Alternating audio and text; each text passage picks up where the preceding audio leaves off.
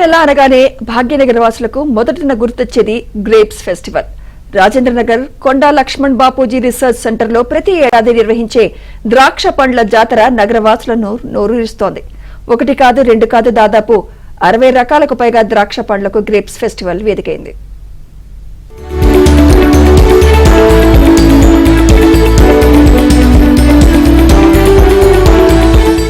ఎప్పుడెప్పుడా అని ఎదురు చూస్తున్న ద్రాక్ష మేళా వచ్చేసింది.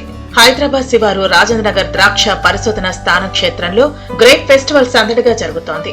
జంట నగరాల నలుమూలల నుంచి ద్రాక్ష ప్రేమికులు పెద్ద ఎత్తున తరలివచ్చి క్షేత్రమంతా తిరుగుతూ పండ్ల రుచులు ఆస్వాదిస్తున్నారు.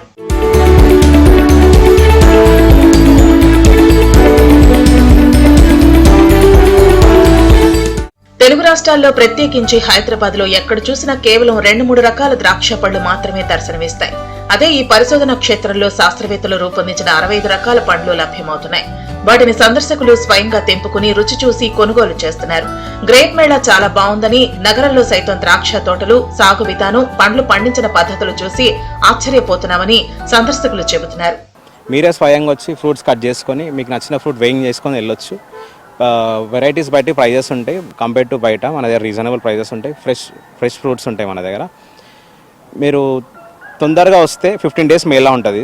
తొందరగా విజిట్ అయితే మీకు అన్ని వెరైటీస్ దొరుకుతాయి. ఎట్లయితే డేస్ గడుస్తుంటే అట్లా స్టాక్ అయిపోతుంటుంది.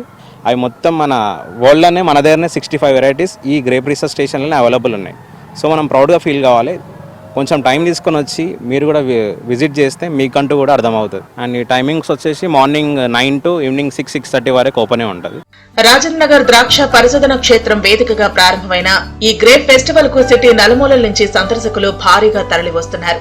ఇక్కడ ఆర్గానిక్ పద్ధతిలో పండించిన 60 రకాల ద్రాక్ష పళ్లు అందుబాటులో ఉన్నాయి. తోటలో కలిగి తిరుగుతూ కావాల్సినన్ని పండ్లు తినొచ్చు. నచ్చని రకం ద్రాక్ష తీసుకోవచ్చు. ఈ గ్రేప్ ఫెస్టివల్ 15 రోజుల పాటు కొనసాగనుంది.